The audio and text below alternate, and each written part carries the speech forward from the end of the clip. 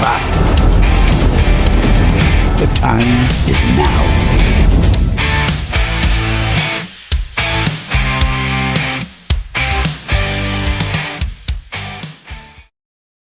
Welcome to NUFC Talk TV. We are live with another daily late night show of Newcastle United's latest stories. Don't forget, smash the like button, subscribe to the channel. We are live on the website as well. If you want to just listen to us until we get all that sorted, you can always watch us, of course, here on YouTube every night, every day at half day, midday, 12 p.m. And also, of course, at 9 or 9:30. We're live every night except Fridays. You know, we don't usually go live at night. People are out in the tune, man. But regardless, we are live here with Peter, Mighty Win. Jamie should be joining us soon. DX should be joining us soon as well to discuss the latest trending stories regarding Newcastle United. So we got a big match coming up, one day closer. But before all of that, did you know that you can get your gear for Newcastle United? You can buy all of the gear, all of the shirts, all of that on JD Sports. Aside from the website, of course, you can go to JD Sports. Newcastle isn't just a club, it is a vibe.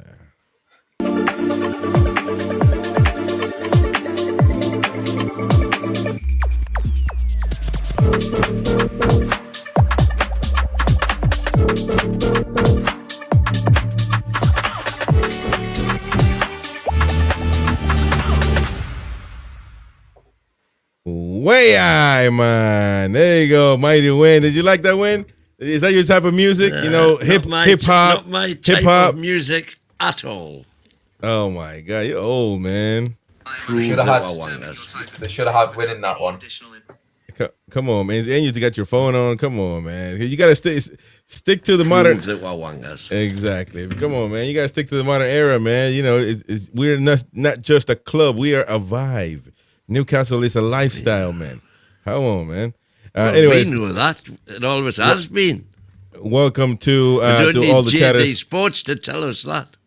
I am doing the club a favor for what it's worth to remind people that they can buy merchandise from JD Sports, and also obviously the website. That would be more of a help to the club to do if you were to help support as far as financially is concerned. So you can do that over there. But if not, if it's cheaper, it may be cheaper, right, on the retail site store, maybe, or no? I'm not sure how it works, to tell you the truth. Do they not all have it? Is there not a fixed? Well, actually, fixed prices are essentially illegal in this country. You can't have there's no such thing now as a. I couldn't tell you if there's any difference between the two. I would assume that a retail store would be cheaper, but I mean, it may not be when it comes to shirts, because at the end of the day, everybody's got to get their money, don't they? And that's accounted for. So there you go. DX, welcome again to the chat. How's it going? Namaste. It's going well. There you go. There you go. Shout out to. He's on a search somewhere. But welcome everyone in the chat. Don't forget, smash the like button. Easy to forget. Please close up the chat right now. Hit the like button and continue to chat away. Let us know what you think in the comment section below, what you think about what we're going to talk about. So, one day closer to the match, but tomorrow 9 p.m. we're gonna have the full preview with Gary and the lads. You know, they're gonna be doing a full preview with tactics, with graphics, and all that stuff about Newcastle United versus Barcelona. Of course, we can come up with some nuggets here and there of what's happened before, etc. Some videos, but before that, I was surprised to hear from Alex Crookie from Talk Sport, Man United fan, aside from being obviously a reporter, that said that Newcastle United are keeping tabs on one-away Manchester United midfielder Kobe Mainoo ahead of the January transfer window, which is going to be literally in how many months? 4 months or so? Is that, if that, you know? So no, it's yeah. So Eddie Howe is supposed to be a huge fan of the England international. Is he still England international? Yeah, the last year. Well, I know that, but was he called up? It's about getting called up, man. Wait, only 11 can play, man. He's got a couple of cracks in the locker. So it could be. I'm just asking. I don't know, but if you guys don't know, then how could I know? But anyway, you guys are not even bothered. DX is all about France, and he's a French guy, all about Southampton over there as well. So but England, man, come on now, worry about England. Was he a call up? But either way, he's been called up left and right. Not really. And of course, he wasn't in the last squad. Ooh, and that's probably why he went away. Quite honestly, as well, one of the reasons, because it looks like with Tuchel, you got to play. Jude Bellingham throwing his toys at the pram, obviously saying that there's an injury there, but there might be a lingering issue between Jude Bellingham and Tuchel there. It's a problem to have if you have an issue with your manager and your best player. That's something to think about. But either way, Newcastle United interested. Eddie Howe interested in Kobbie Mainoo. What do you guys think of that one? That surprised me. Well, that's a good midfielder now. He definitely had. But sorry, go on, Pete. I was going to say, I think for me, he strikes me as the exact kind of player that Eddie Howe would love to get on the training pitch and develop. From what we've seen so far, Man United, he's got loads of potential, and I can definitely see Eddie Howe wanting to try and get him through the door. I mean, as well, it would be a bit of a statement, I think, to get a young player like that with so much potential from Man United. I know that they are still struggling and they haven't turned the corner yet, like everyone's expecting them to, but it's still Man United. They've still got a pull. They're still obviously a huge club. So, that would be quite a statement. I would say. I mean, what I would also say is it puts a question mark on Lewis Miley. Then I think, which is a shame. But I've been one of the ones defended that there's not a secret paper between Mainoo and Miley at the time. But I mean, now clearly, both players haven't been getting the opportunity. Why do you? I criticize actually when Mainoo was called for England, the first team. I didn't think he was ready for that, but then he became an England international by getting the call ups. So I'm trying to really understand: is he really that much better than Miley? It's a fair point. Has he proven that really other than people thinking? He had that little purple spell, didn't he? When he scored a couple of goals and he's one or two of his touches were excellent. He looked like a proper player. But then he seemed to go off the boil. Mm-hmm. And Miley, to be fair, has never had those eye-catching moments. He's always been steady and done the job, but he's never had that X factor that Mainoo had. And especially, when you're playing for Man U, you get the glory and the headlines. But I disagree on that because I think Miley, when he was forced to play in the Champions League, did show his worth. He scored as well many times. So he was playing pretty good. I mean, see, we tend to forget, especially you tend to forget. But, got to remember, man, the dude was, the kid was brilliant, but he doesn't get the playing time. He has no choice. But, I mean, maybe he's not a player that, he's a player that needs minutes, a lot of minutes to see what it's worth. Getting those 5 minutes a game, if that, might not get it done. So DX, what do you make of Kobbie Mainoo and or Miley, or if they correlate, or if it matters even about Miley? Are they the same type of player? That's the question. Because you've got Willock, who I think would be probably 6th choice now, I guess, maybe, and Miley might be one notch above him in the pecking order.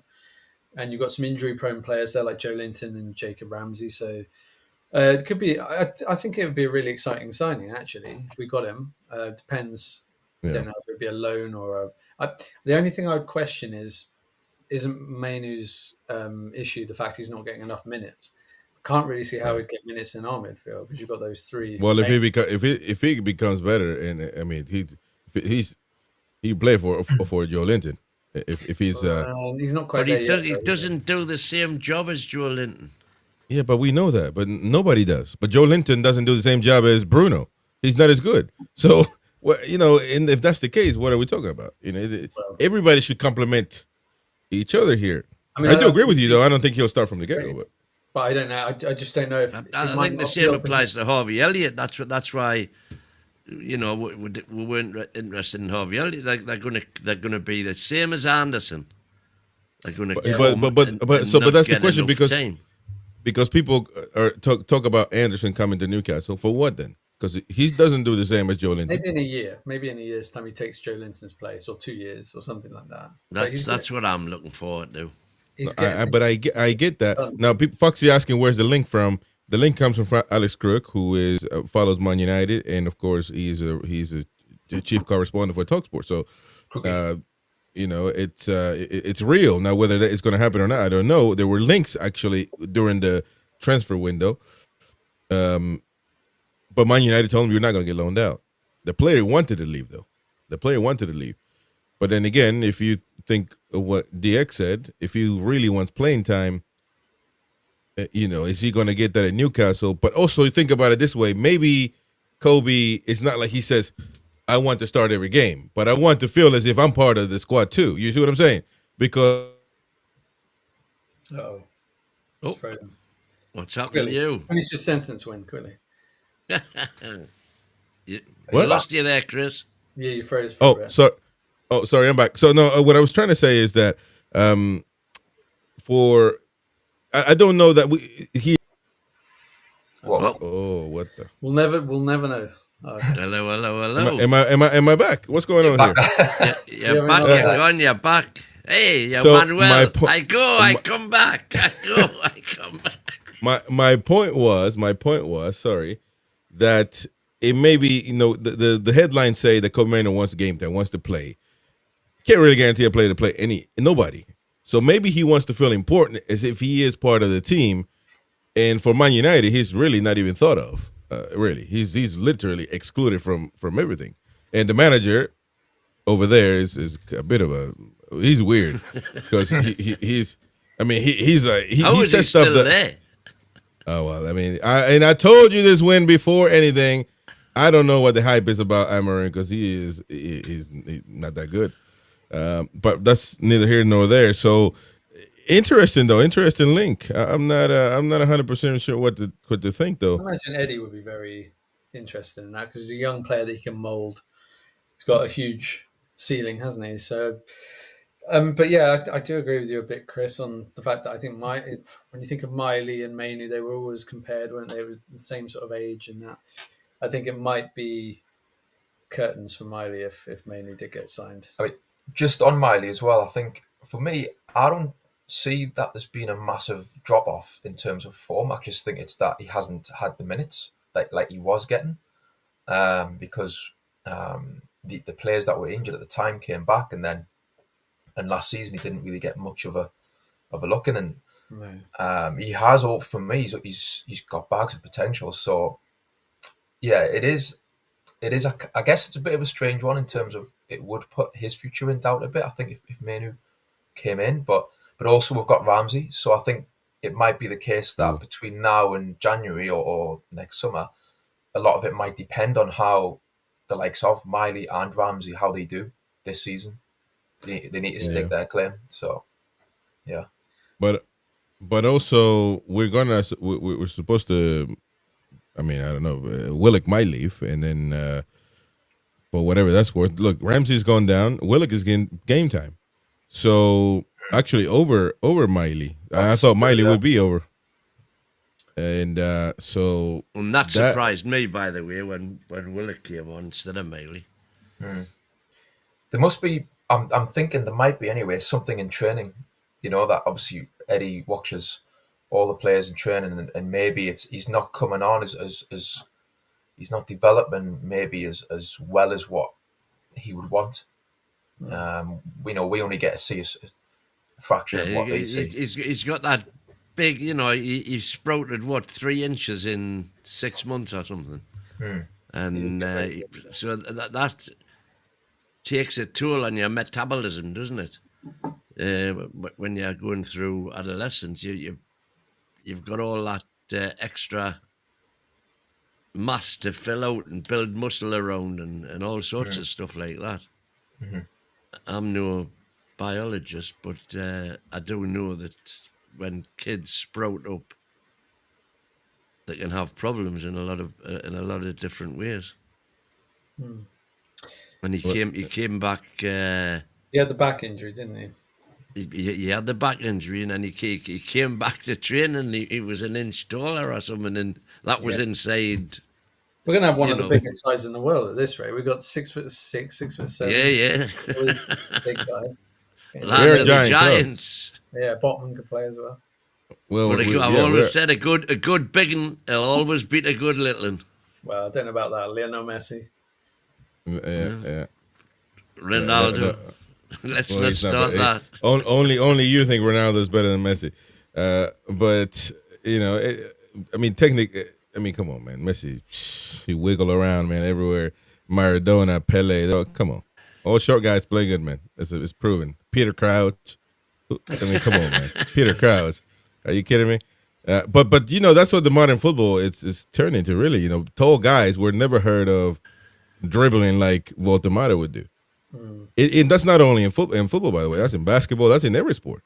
The tallest person would be just the lanky guy that's just strong or, whatever. But nowadays, things have changed tremendously.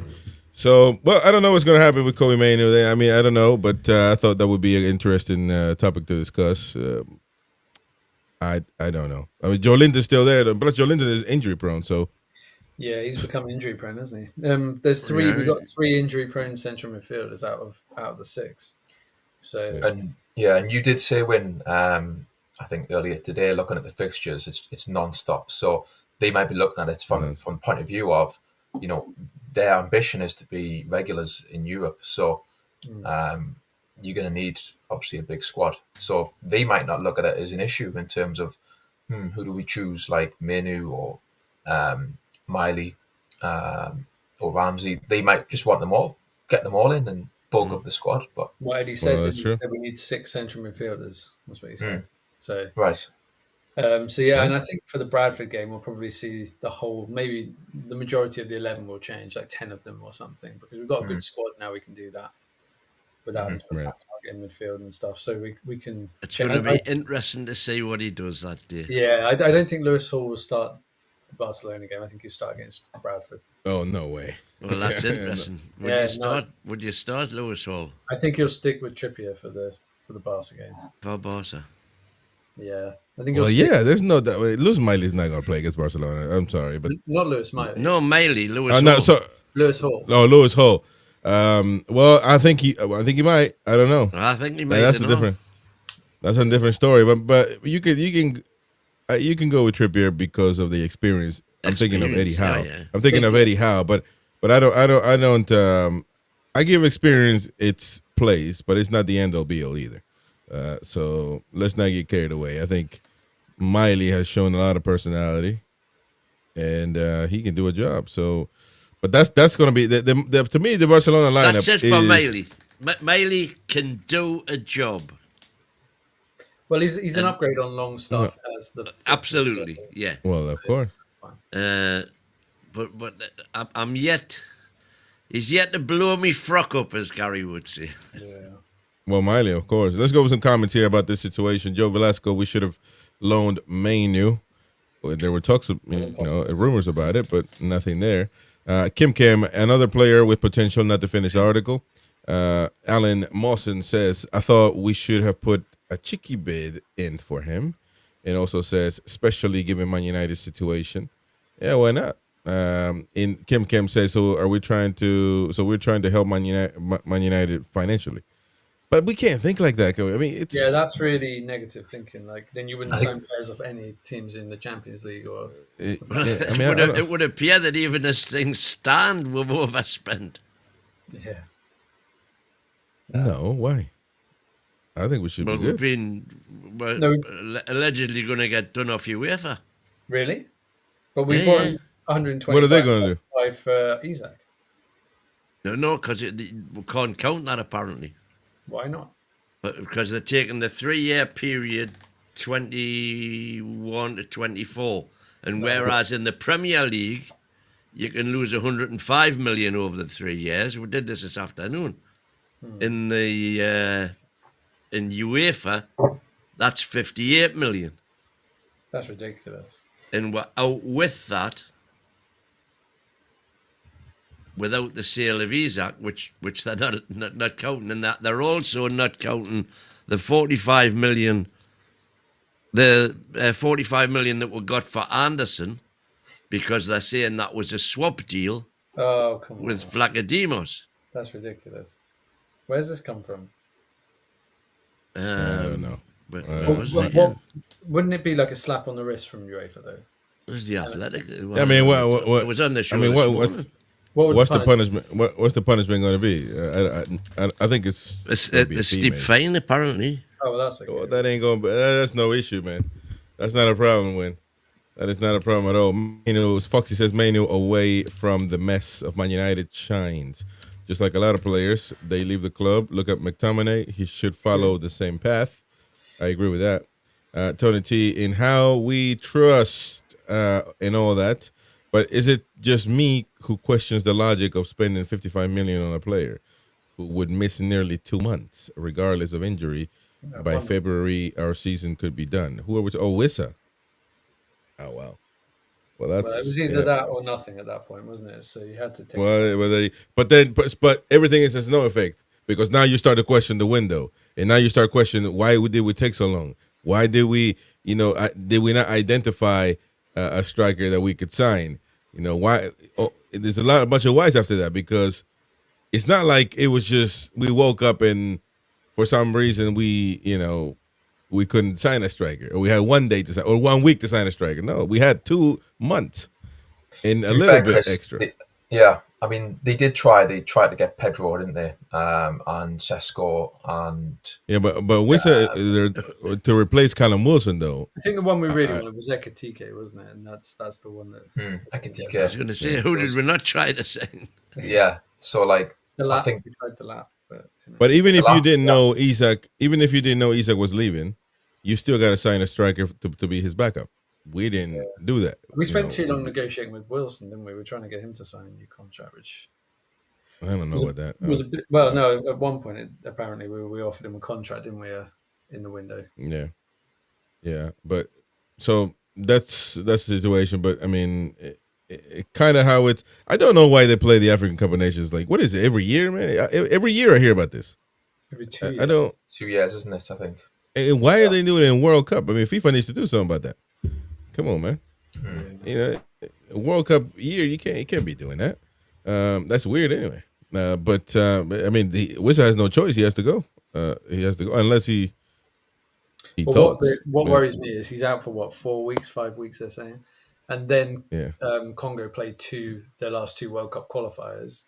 And then the African Nations kicks in, so we might not even if he's fit, we might not see him kick a ball for us. That's incredible. We're going to get him fit, and he'll go to Congo and get drunk again. I was saying the other day, it's just another Michael Owen, isn't it?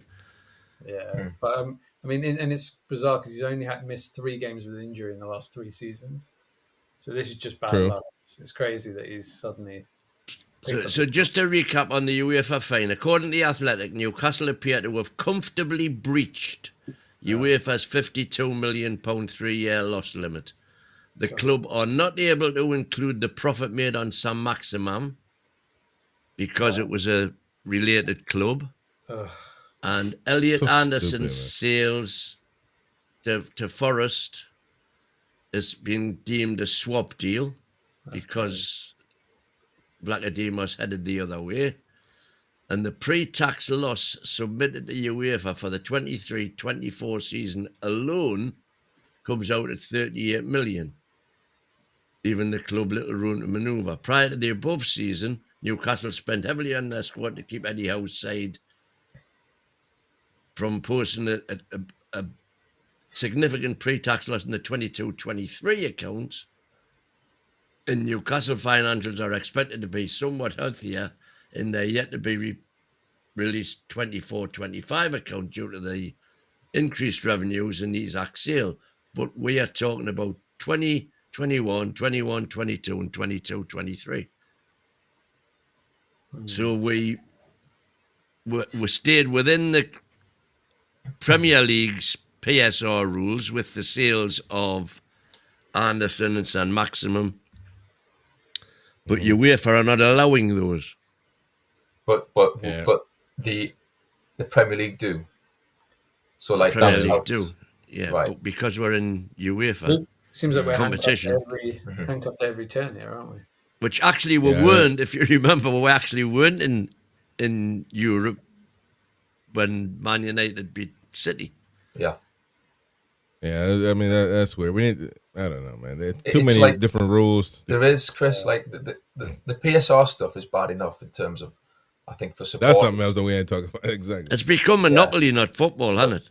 It's become Aye, silly. then you throw this into the mix. UEFA have got their own rules now about the financial fair play on top. Well, we're mean, very close to UEFA salary percentage rules, because your salaries and agents' fees can only be in UEFA 70% of your total revenue, but in the Premier League it can be 90%. It's like turning into like the Financial Times, isn't it? Like the football is like, So many levels, so many layers to it. yeah, It's a joke. It's going Should, too much that UEFA way. shouldn't. UEFA shouldn't have any financial rules. They should just have the rules as far as I could get the same club ownership thing, but anything else was that their leagues worry about that, man. Why you gotta worry about what people make and people don't? Stupid, man. By the way, I'm getting from Connor here that according to Fichajes, Newcastle will have scouts at Anfield tomorrow night to watch Atletico Madrid's 22-year-old winger Giuliano Simeone, son of Diego Simeone. So checking that out. Hopefully he plays. I thought that was I thought it was somebody called Fitzgerald we were going to see. Well, no, it's way different than Simeone. It don't sound the same. Over a January Fitzgerald. What the heck is that? John F. Kennedy Fitzgerald. If that's Simeone over a January move for him is available for 50 million euros. 50 million, mercy. Simeone's kid. Okay, interesting. Man, everybody's just getting paid a lot of money, man. A lot of money. But more comments here. James Cuff, we spend more time talking about finances in business or football than we spend talking about the 22 lads on the pitch. I can't be ours with all this financial BS anymore. Andy Bell, when footballers are leaving their local clubs for reasons other than footballing reasons, you know the game is heading to the bins, says Andy Bell. There you go. All right. So, lads and lasses, barons and old twats. Not to include anybody. I wasn't talking about you, mate. I wasn't talking about you. You're a young man. You're virile. Young at heart.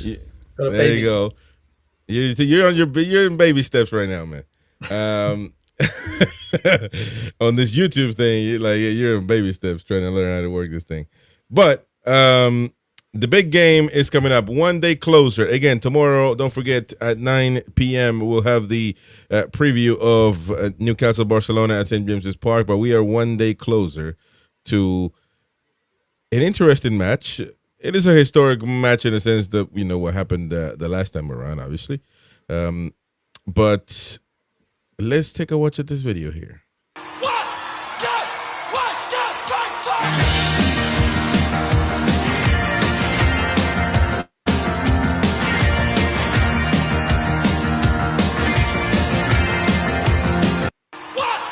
That's it.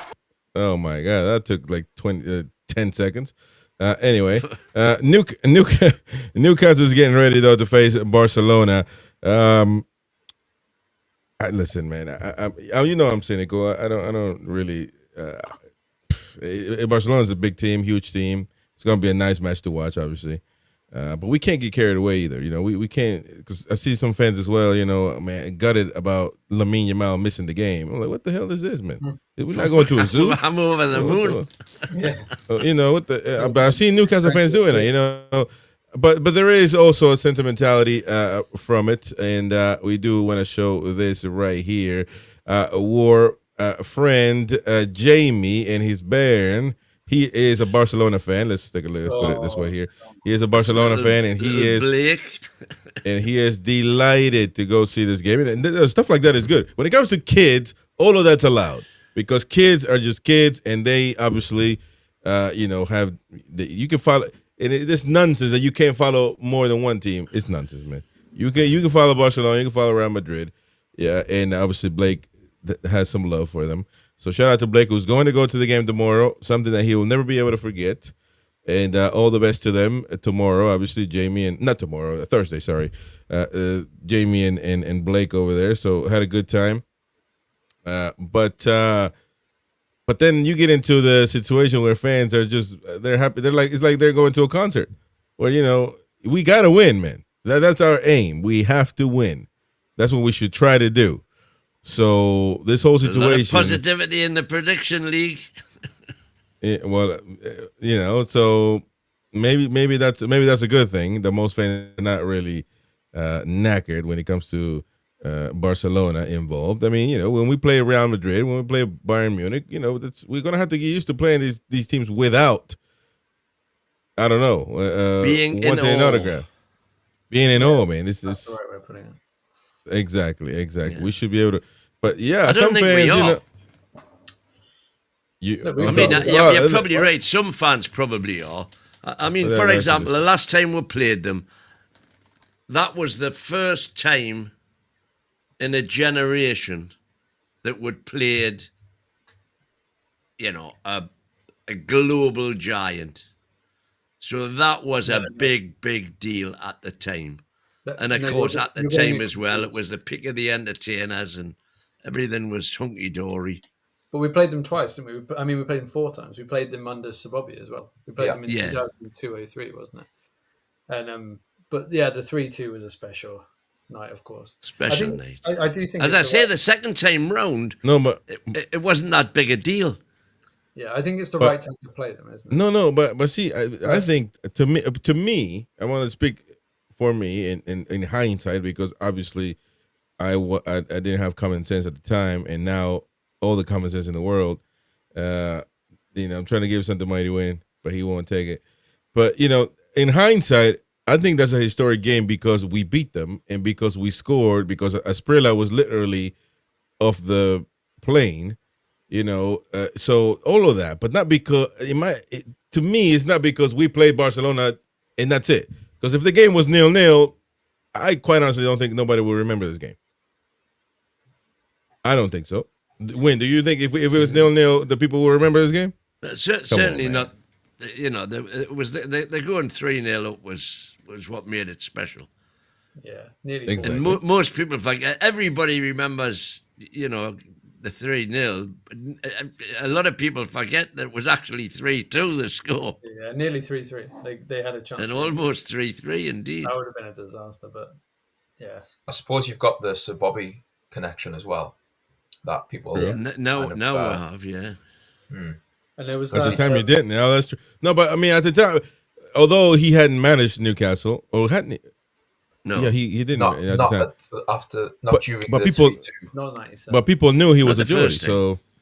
But people knew he was a Geordie, and he was a big figure as being a Geordie. He never managed Newcastle, but he was a big figure in football in England. But he was a Geordie. People knew he was a Geordie, so they could have been that kind of. He didn't have that connection that he developed when he became manager. Nowhere near. Mm-hmm.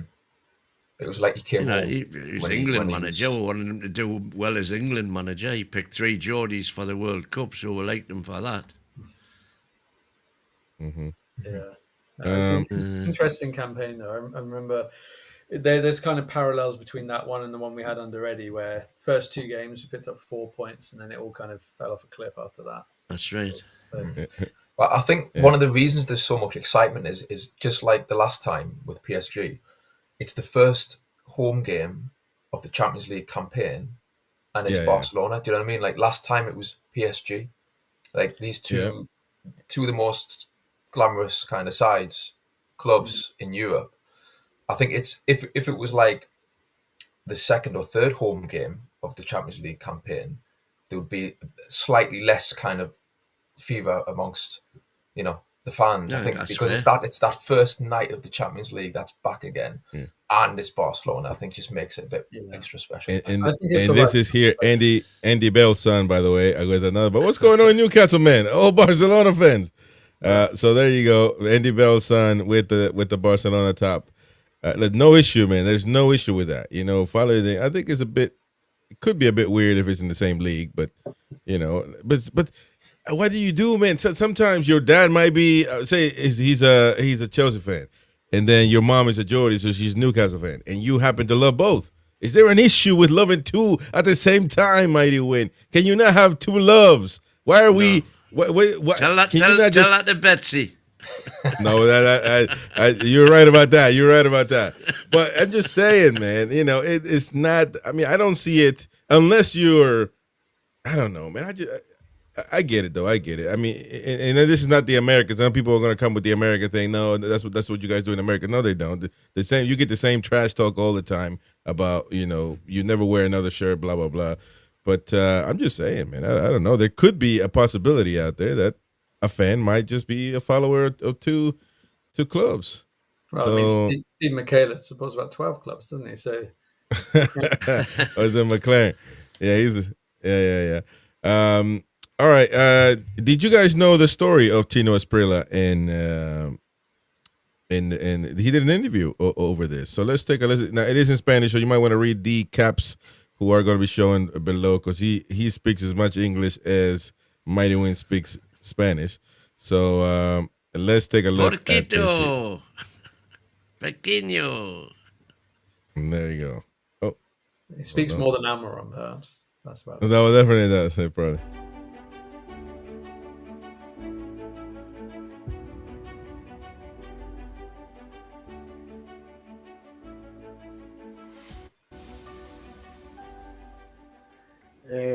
No, lo que yo no sabía era que iba a jugar. Yo siempre he contado que yo tenía que haber llegado después de la Selección Colombia, haber regresado el día jueves, y no, regresé el sábado. Y el entrenador en ese momento, que era Kenny Douglas, estaba muy furioso conmigo porque no regresé un día antes. Y yo la verdad pensé cuando llegué al estadio que yo no iba a jugar ese partido. Yo hablé con los jugadores del Barcelona y dije que no iba a jugar. Y de repente cuando vine aquí me di cuenta que el entrenador me puso a jugar, y bueno, ya me tocó que entrar a la cancha y tratar de hacerlo muy bien. Los goles para mí todos tres fueron muy importantes, muy lindos, pero me quedo con el tercero. Creo que la forma como me levanté, tuve el tiempo de sostenerme en el aire y ubicar la pelota bien lejos del arquero para hacer el tercer gol. Creo que fue muy lindo. So there you go. That was Tino Asprilla. Did you guys read? So you're supposed to be in Colombia. So he's supposed to show up 2 days before or something like that, he said, and then he just showed up the night before, and Kenny Dalglish was furious with him, and he didn't think he was going to play. He told the Barcelona players that he wasn't going to play. So can you believe that? Now there you go, Mighty Win. You learn something every day, man. Learn something every day. Day you don't learn something, there's a wasted day. I mean, right? Otherwise, we only had John Dahl Thomason. Yeah. Did we have Ian Rush? Actually, we did. We probably did. Time. I mean, that would have been disastrous. Imagine Ian Rush out there. But we signed him by then. I think we had actually. But I can't remember. He didn't come on, did he? So I can't even remember Dahl Thomason playing. He did. He I can remember. Yeah, no, I've checked. He put the pass through for the penalty, didn't he? He did. He was not as innocuous that night as he was for his first time at Newcastle. How can you not remember that, man? He missed a 1-on-1 before it was 0-0. So this is so the lineup in that game was Shea Given. That's a given. He's very no young. pun intended. Beresford. Wayne forgets about him. Everybody else is better than Beresford. Batty was as a centre back as well. Lee on the left. No, Batty wasn't centre back. Barton played centre back with Albert. No, Albert didn't play, man. Oh yeah, but Albert. But on this lineup here, they have Albert going as a forward. No, as a forward with Watson. They must have it in number order or something. Yeah, 27. Okay, I'm gonna look. There we go. So I'm gonna look at another one. No. Watson was right back. Barton centre back alongside Albert. Why was in the Barton? midfielder, Batty, Lee, And why was Barton as a center back then? Because, I mean, Yeah, that is. I think Peacock must have been injured Howie. again. Howie must have been injured as well because he was quite injured. both. Yeah, he was. Okay, so Barton must have been shoved in then. So then, what Barnes played, didn't he? He did. Yeah, it was right. So Barnes must have been left mid, unless he played 4-4. Rob Lee would have been. Yeah, Rob Lee and Batty didn't were really in the have middle. anyone on the left side. It was like Gillespie right wing. Well, Barnes would have been on the left, surely. Fair enough, but I think he was drifting it must have inside. been Barnes on the left, Thomason, Asprilla in the middle, and it must have been 4-2-4. Thomason, Asprilla in the middle, and Gillespie on the right. So it must have been a double pivot of Batty and Lee. Not a bad double pivot, that. Not a bad, but you wouldn't expect that to be Barcelona with Figo and Rivaldo. Rivaldo. Rivaldo, that's Yeah. man, that's a proper team. That one. So I mean, right. So I'm what trying. Was that De La Pena? He was pretty good. He's a good player. Aye. Yeah, I like that Spanish. Man. They're all good players. They were playing for Barcelona. They ran for Barcelona. Barcelona at the time, one of the greatest. Well, it is one of the greatest clubs ever. But at the time, they were pretty stacked, man. They were pretty stacked. And maybe that's what made it big at the time as well. Because even Mighty Win thought we were going to get battered. At the time, I never thought we were going to get battered. Is Jacob Murphy our new Gillespie? That's the question. There you go. God. Or maybe is Elanga going to be the man? Ilanga. Well, Ilanga might play. He might do it, man. Gordon will start, won't he? Because Gordon's been rested now for the weekend. So we've got a fresh Anthony Gordon, so that gives us a good boost, I think. Well, so you can make the argument, have we got a fresh Anthony Gordon or have we got a stale Anthony Gordon because not having much time for... Well, he played for England. So here's the lineup I got here on on Transfer Market. This is what they have. Look, give it a go. Albert and Barton center backs. Watson on the right. Beresford on the left. Batty, Lee in midfield. Captain Lee. Yeah, 4-4. Gillespie on the right, a little midfield, and Barnes on the left. He was number 10. Come on, man. And then Thomason and Asprilla up front. So there you go. Yeah, that was the lineup. Barcelona had Hesp. Don't remember that name. Goalkeeper. Nadal. Celades, something like that. Reisinger. He was good for Barcelona. I remember that. Barguan. I remember that one, I think. De La Pena, there you go, in midfield. There's a 6. Luis Enrique, manager of PSG now. Rivaldo, top Brazilian legend there. Up front, Sonny Anderson. Sonny Anderson. Yeah. Oh, there we go, yeah. Figo on the right, and then Amunike on the left, who was subbed out as well. So it was Figo and Ronaldo, Rivaldo. The proper massive.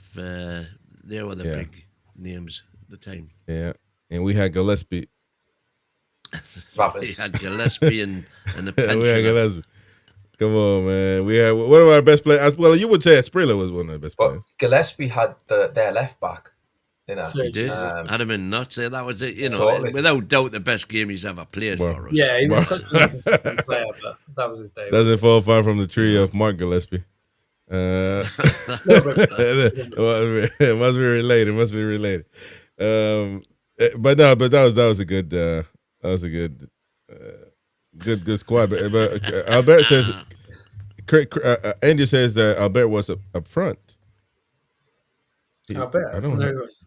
No, this is Andy Bell's clipping you saying Albert. Oh no, you're clipping. No, but I was reading the squad there. That threw me off as well. But it wasn't centre back. Listen, I wasn't watching the game. That's one thing that pisses me off now when they publish team lists as a top to bottom, and they put it in squad number order, and you're sort of having to work your way around it. Oh, what's the rates? Oh yeah. When they put up a list and stuff. Yeah, I agree with that.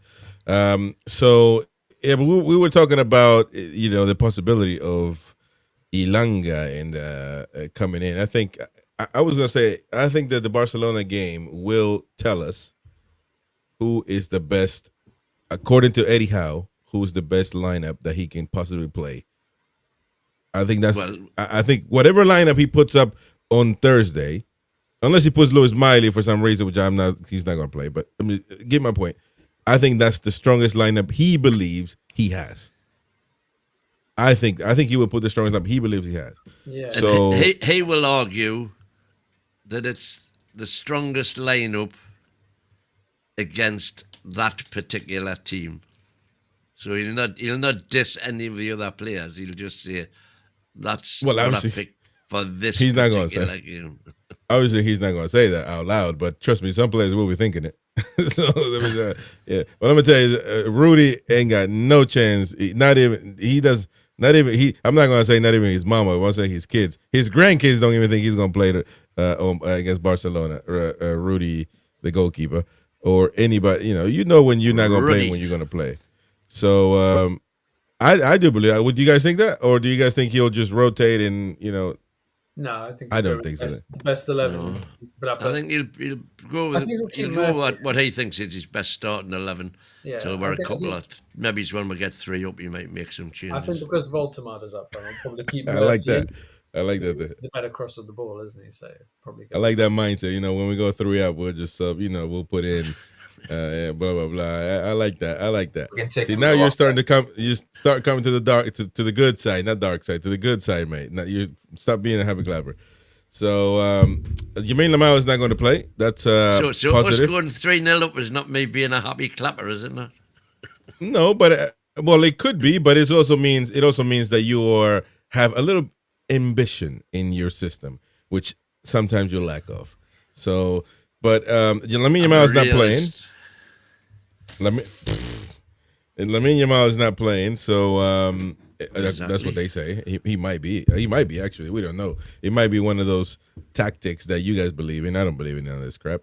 Eddie Howe, what's he going to do? Lamine Yamal, he's not playing. He plays Thursday. What is he going to do? Oh, my God, my game plan is destroyed. We're knackered. No, but you know what Lamine Yamal does. Everybody knows who he is, so it's not really rocket science. That's why I don't believe managers hide anything like that, conspiracy theories. But I'm just going to give my mate Airy a shout because he's not going to get us tonight. There's somebody in the chat. I don't see it though. I don't see it. Someone in the last comment.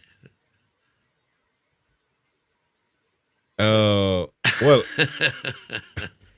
Which actually, I'm assuming that's a bad thing. I don't know what that means, actually. Yeah, indeed. But anyway, Mighty Wayne. What was his last Bart Simpson pseudonym that I fell for? Can't remember. No. One got you was Hugh. Hugh Janus. No, doesn't say it, man. Anyways, so. Lamine Yamal not playing. What do you guys think about that? I mean, is that going to be an issue? Not an issue, really. But it's going to be to our advantage. That's the only thing I'm bothered about. Some people will say, well, no, because we prepared and now we don't prepare with Lamine Yamal. So that means all of that manager bullocks that people talk about sometimes. If that's going to throw him off, then he wouldn't be very good at his job if it did. Eddie Howe, that is. Yeah. So, he'll be able to adapt to that, and it's actually a really good thing that he's not playing because he's one of their best players. So, but he plays on the right though. That would have been position myself like this. So that would be the left back, Tino Livramento. Tino, yeah. So. And Tino going up front nonstop, though, that would have been an issue, certainly. But so does that mean? I think they play with a really high line. I tell you what, I think perhaps if Lamine had been playing, that might have been cause for Eddie to think more deeply about starting Lewis Hall because he's a better defender than Tino is, I think. Do you not think though that Tino's got the pace, if Lamau was playing, then I think I don't think Tino anybody's got I think no, I think so. I think he'll have the pace to catch him. to at least make it difficult for him. Do you know what I mean? To get I think you would, but also once you catch him, once you guys both make it to the edge of the box, I have seen Livramento last game against Wolves get turned around like nobody's business, inside out by a Bueno, who is, I don't know, never heard of him until. He's good. So that is something that you got to be careful, I guess. And but I mean, I don't know what the issue is with Lamal. I wouldn't put it past him to play though. So I wouldn't go as far as saying that he's not going to play. But a lot of people are saying that. Thank you, Olusola, for the $5 there. It says, I think outside Liverpool and Man City, maybe Arsenal, we are the only club in the Premier League that can actually go into this match thinking we can win. As I was asked by PDK in the chat who I thought was going to win the Champions League, and I was thinking of the top clubs.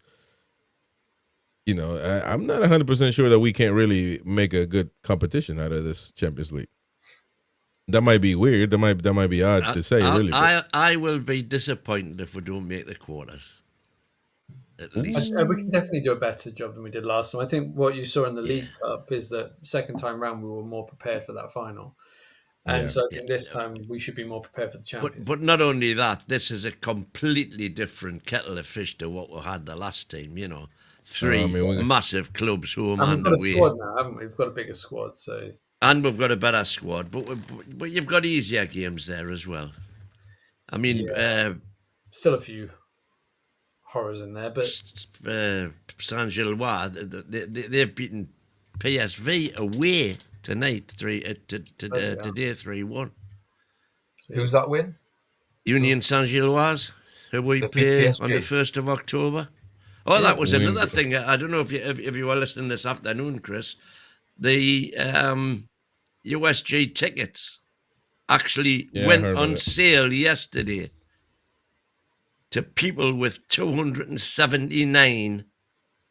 I was going to ask Jamie how many points he has, because he's probably got the most points out of everybody that you'll meet. And so if he doesn't have any, but that's going to go down eventually. So if people don't have those. But I'm assuming they know who has them. If not, they wouldn't have put that threshold before making the tickets available. So I'm assuming some people will have those. But you're not going to win. I'm just. Are they just texting Jamie asking him how many loyalty points he's got? So you have to be. So are they going to eventually open it up to season ticket holders? It drops down. It drops down. But, so they had until 3:30 today. Starting yesterday, they had until 3:30 today. It had dropped to 200 today, and then tomorrow, Jamie says I've got 164. Ooh. So I would think he's got every chance. Oh, he's gonna go, no doubt about it. Duke Arthur says he seems to be a Barca fan. Barcelona's forward will be Rafinha, Lewandowski, and Rashford. Yeah, that's no easy game either. Rashford is a proper player, man. This nonsense that he's rubbish is not. So that's not going to. This is not going to be an easy walk in the park. I've been impressed with Rashford for England the last 3 or 4 times I've seen him, because I think his attitude looks way better than what it was last season. And if you noticed how direct he is now, I think Thomas Tuchel has really got into him and said, I want you to be direct, use your pace. I want you to, use the energy that you've got, because he cuts inside, he goes on the outside, and he looks like more of the old Marcus Rashford that he used to be. So, unfortunately, he'll be a threat, that he'll be left side, won't he? So that'll be against Trippier. So that'll be interesting. What about Rafinha? Where does he play then? Oh yeah, good point. They're both left. Well, actually, I think inverted, isn't it? So Rafinha will be right. Yeah. And Rashford left. They like to come inside, and then Lewandowski in the middle. That's where you're gonna have you have to have a lot of quick. You're gonna have to stop those shots from coming in. Maybe a midfielder, like for example, when Ekitike scored against us, it was Tonali's mark. I think it's the first mistake he ever made since he was born. So we gotta be careful gotta be careful. Is that funny, Win? I say something funny? Just you and yeah. So, the tonight is rubbish. Yeah, my bad. I'm just lying. It was Bonds last season. Thank you, Olu, for no, it wasn't. I called it out how I see it, man. That's Longy it. one, isn't it? He's made the odd mistake. Longy He is a fantastic player. And Oh, I Longy's actually, I worry knackered. about Tonali. I think he could be next summer's one Tonali's away. class. I think next summer we're going to have a job keeping hold of him. But I hope we do. I don't want him to do the back. But that's what right now you got to give him the best contract. Make it feel excellent. Yeah, that's make what it feel at home, and you're not gonna be bothered about that. Trust me, man. That's what we got to get on it right now and not wait. Did you guys pull up the Beckham clip earlier on today? We did, I heard but about I mean, a lot of people probably won't have seen it this afternoon. So let's go. What he had to say as far as a surprise for the Champions League on CB Sports Golazo. Scored the goals that he scored, and people, of course, as a Real Madrid player, if you don't win much, then it's a bad season. But Kylian had a great season in his first season. Correct. Last season, I really believe that this season is going to be a season in La Liga and the Champions League. Surprise? Well, I'm surprised you didn't bring no wine. You know what? I might have done. Surprise would have to be, I think that people are already writing Newcastle off. I think Newcastle, they're a good team, and I think they've got some good players, and they're very together as a team and as fans and as a club, and I think that they, could surprise a few people. Were they one of the three you had? They're one of my few who go through. They are. He was taking a piss there. What's his name? Carragher, the twat. But regardless, he said out of the 6 English, Carragher said out of the 6 English clubs, only 3 of them will get through to the round of 16. Yeah. And he certainly wasn't including Newcastle in those 3. No, he wasn't. But Beckham did. So Beckham has hopes for us. Beckham, some people were saying if Ashley didn't own Newcastle, he probably would have played for us. That's probably wishful thinking. But he's always been a good. He's always had positive comments for Newcastle United. Yeah, we showed a few clips this afternoon where he's got a black and white shirt on, and he's all around black and white shirts. So. Yeah. But we need to agree on that, though. I think Newcastle has every capability of being a surprise this Champions League.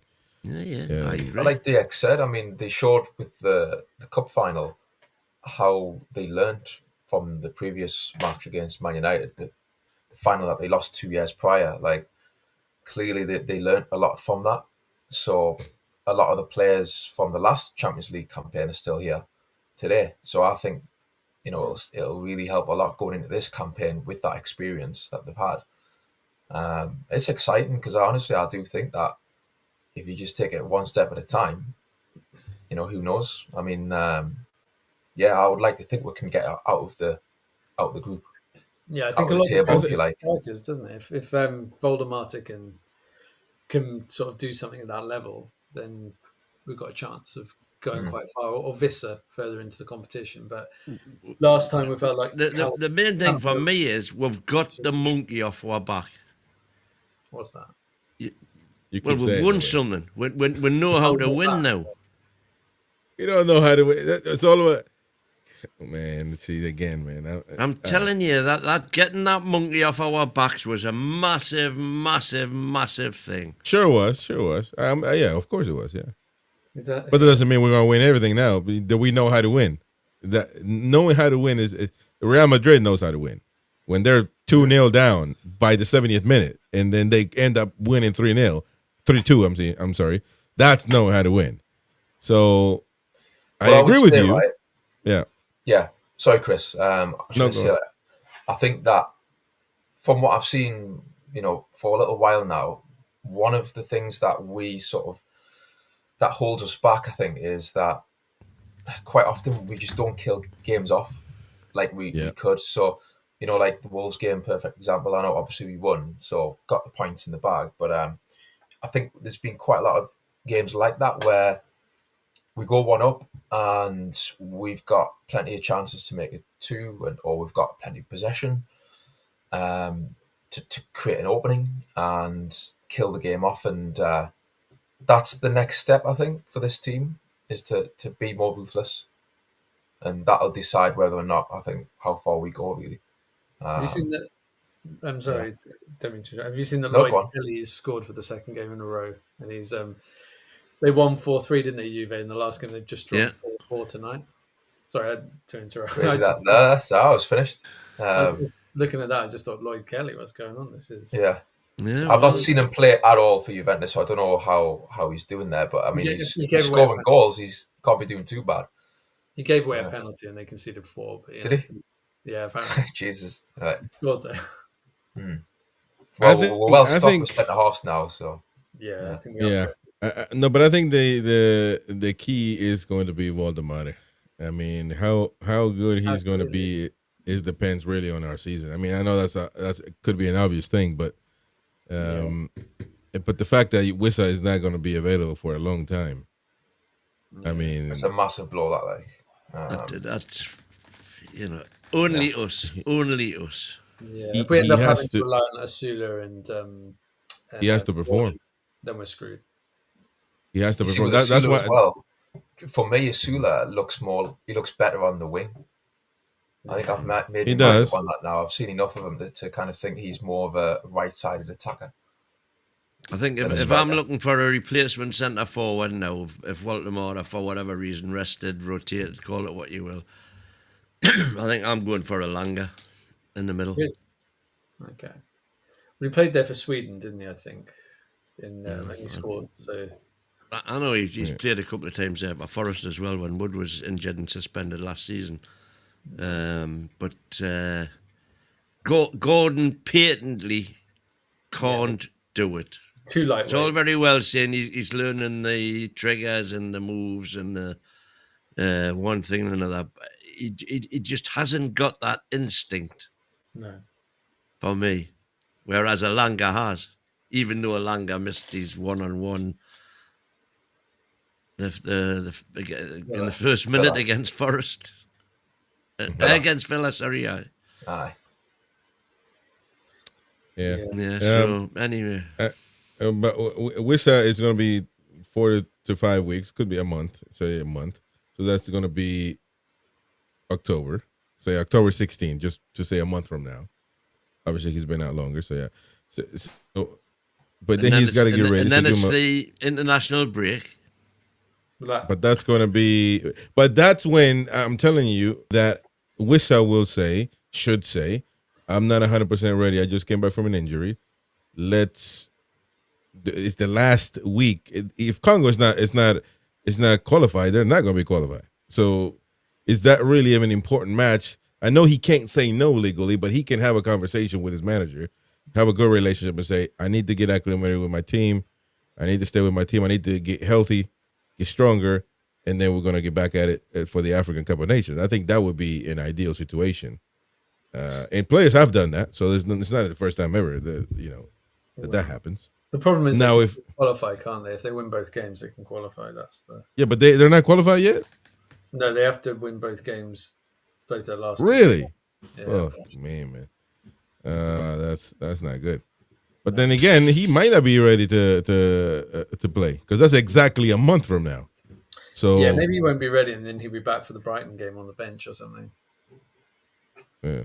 Well, I think Wissa has shown that he is desperate to play, like Kim Kem is saying, for Newcastle. So he might have a word with his manager over there to just relax and let him heal. Tony T, because of AFCON, how many Champions League games will Wissa miss? He joined for Champions League after all.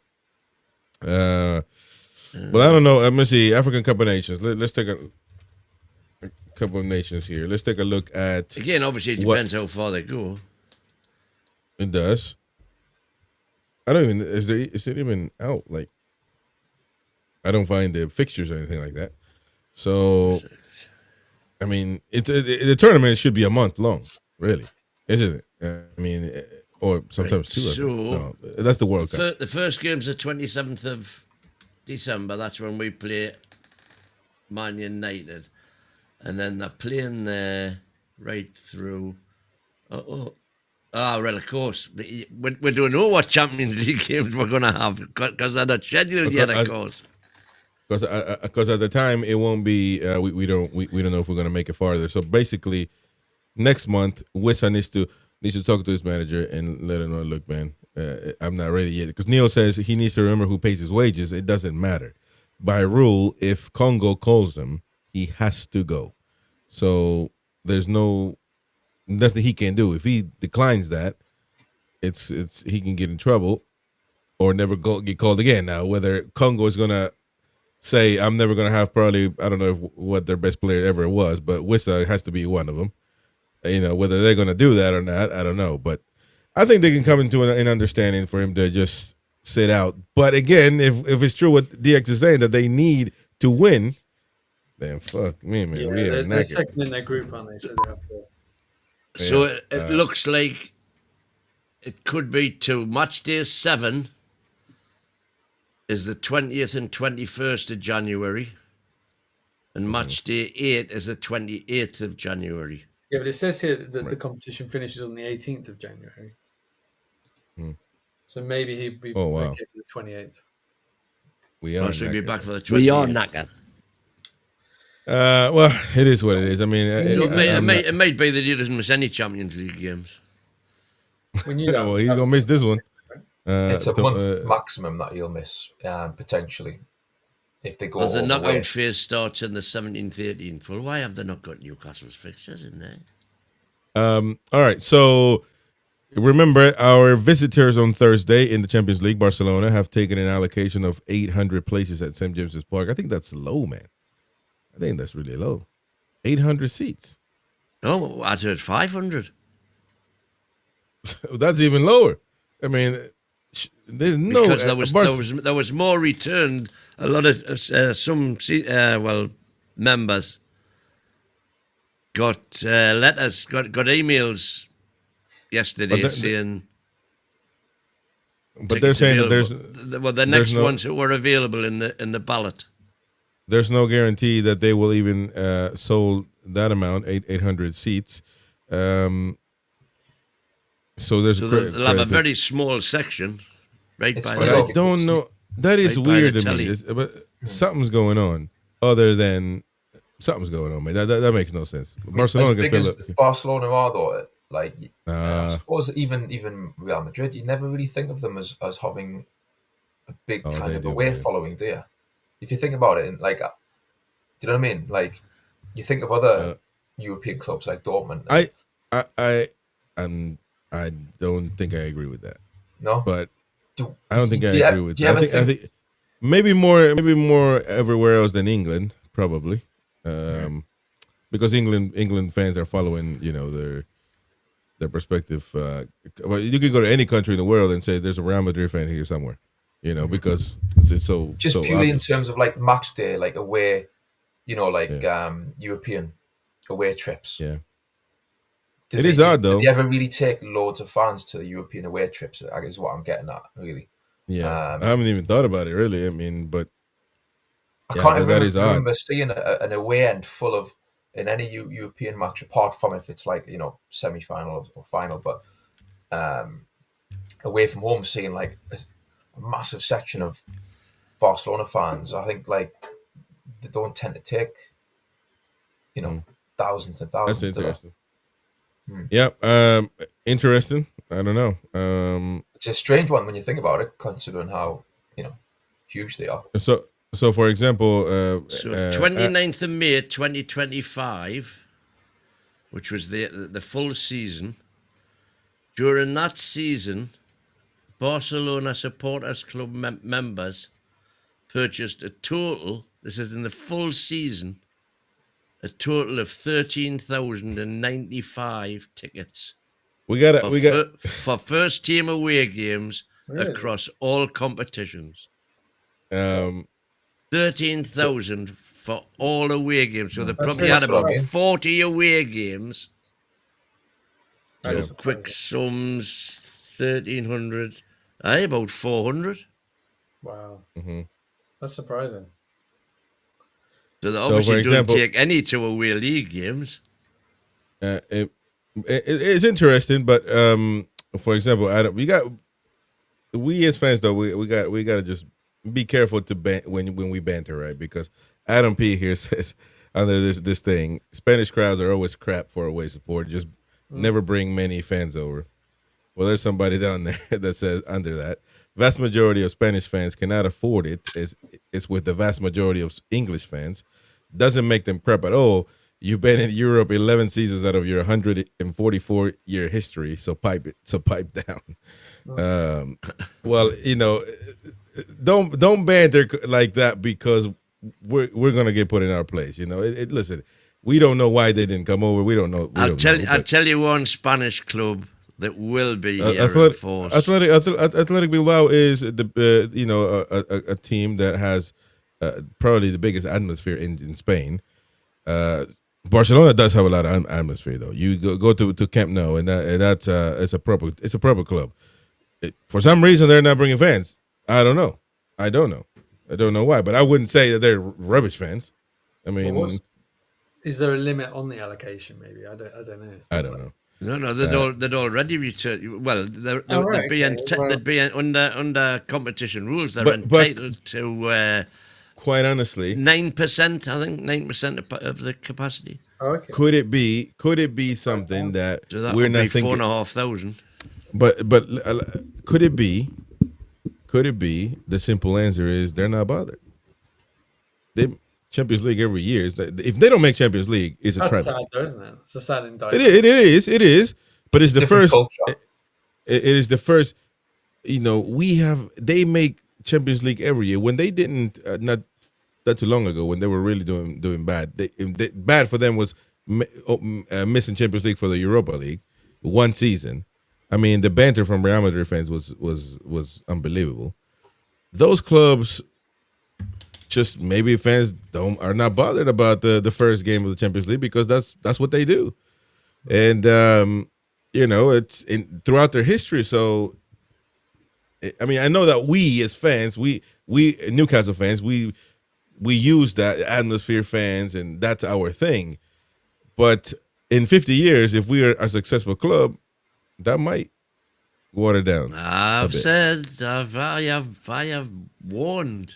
Once it becomes the norm, if we get an 80,000 seater stadium, you'll see a lot of empty seats in the opening rounds of the Champions League. Well, I would definitely say in away, not at home though. I would definitely say away. There's Barcelona. I'm saying away. I'm saying at home. Sorry. I don't know about that, mighty win. It might happen. You never know. You've only got to look at Man City, man. Oh yeah. We don't pay. I guess we don't pay attention to them really. I don't know what Man City fans look like when they go out there to play against Red Star or. No, I'm not talking about away. I'm talking about at home.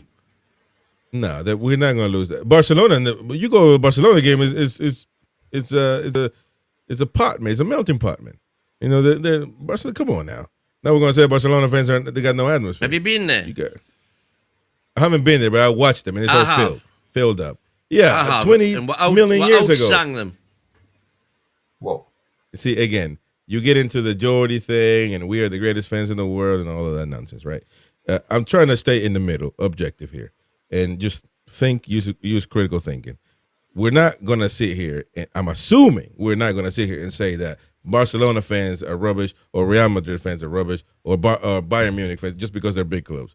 Man City is going through something that I don't know what's happening because I don't know. At home, it's a weird situation with Man City fans. They said the main road was different, but man, to go to where they are now at home, I've seen empty seats at the Etihad. So. But the strange thing is, you'll see empty seats for Champions League games, but you won't see empty seats for league games. I don't know. I don't know that. I don't think that's going to happen with us. Number one, just like it doesn't happen with Real Madrid was. But that doesn't happen with us now because Real Madrid's filled up and we are resurgent, and we've only got a 52,000 seat stadium. Real Madrid was just filled up, no seats available, man. You know, so and that's how big of a stadium, like over 80,000. Yeah, well, Real Real Madrid are an institution, aren't they? I wonder how many foreign fans are there every single match for that once in a lifetime trip to see the hero. So is Barcelona. So we're talking about that. That's what I'm saying. Exactly. Man City is a unique thing. I don't know what's happened there. It's a unique thing where fans don't sing, they don't get up, they don't show up. It's kind of weird, but it is happening. But we are not Man City in that. You never lose that in Newcastle. That'll never happen. But away, it may be because it's human nature. Martin's not listening to this. Well, it is what it is. But you know, away might be a different story because if you're used to making it every time, do you think fans are really going to get excited for the first game when you've made it for the last 20 years? You think really fans are going to be, oh my God, let's go? No, they're not, man. But that doesn't mean that you're... Barcelona, the full end of last season, 29th of May 25, during the whole season, away fans purchased 13,095 tickets for first team away games across all competitions.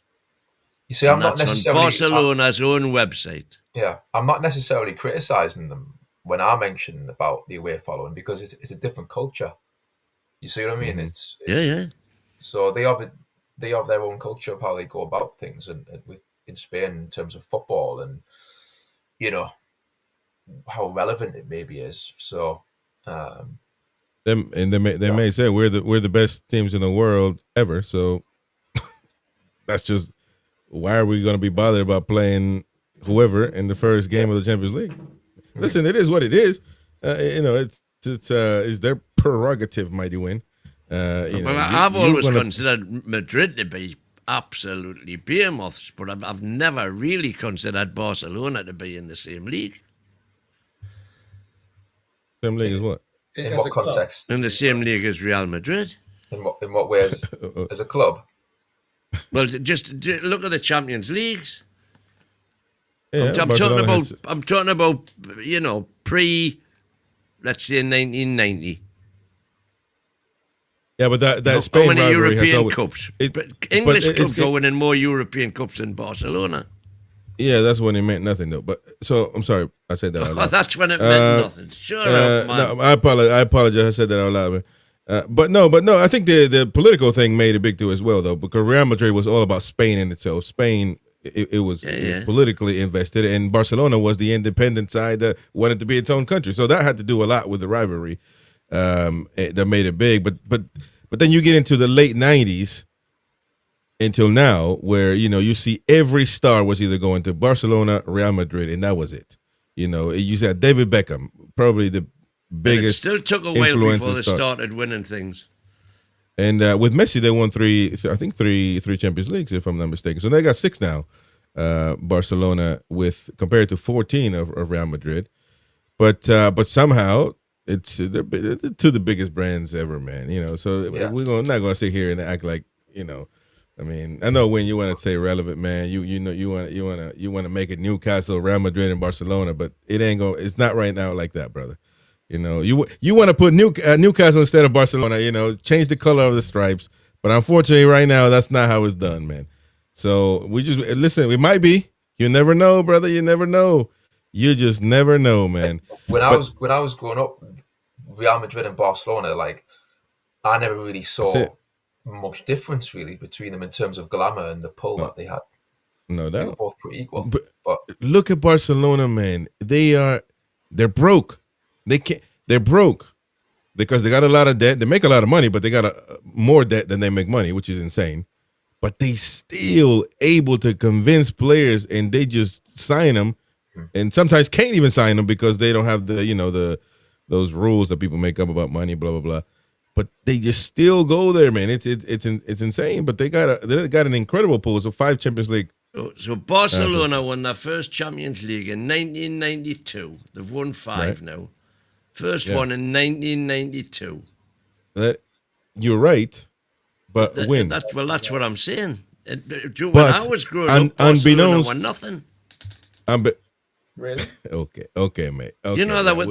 there was half a dozen English teams had won the Champions League by then, or the Well, that's European true, Cup yeah. as it Even was. like Forest But and but I know you don't think this way, right? So it's kind of hard, but you don't think this way. But Barcelona and Real Madrid and a lot of the people in the world care about La Liga, care about their domestic title. No, I'm saying right now, yes, absolutely. No, not right now. Always, man. There's always been about their league. You know, just like you love the Premier League because it's English. In your lifetime, it has.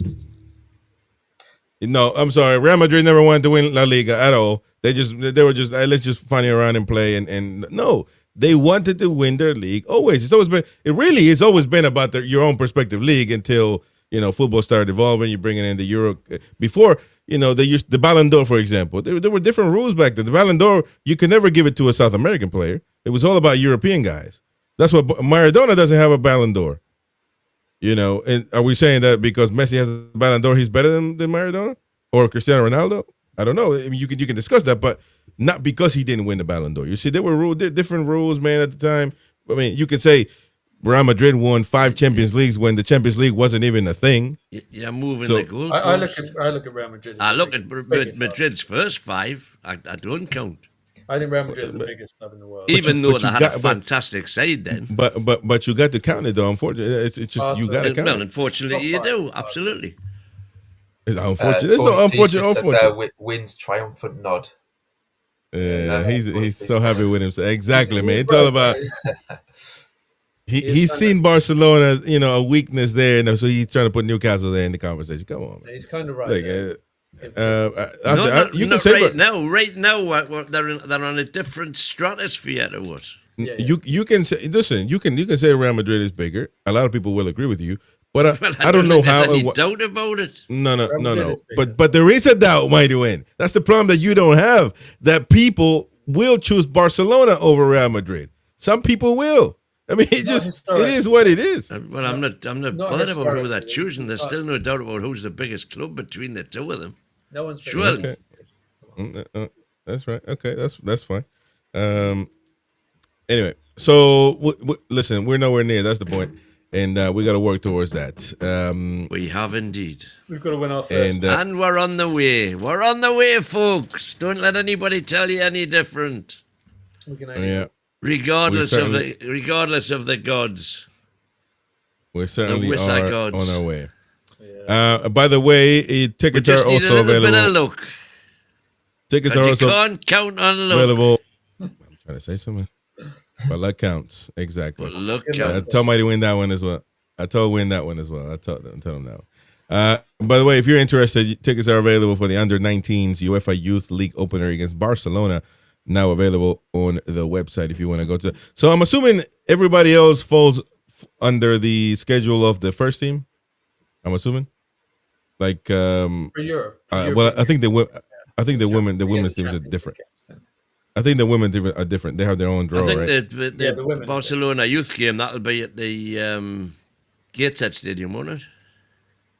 I'm not sure, but so I was just thinking, I'm assuming that the lower teams do follow the first team schedule as far as that they do.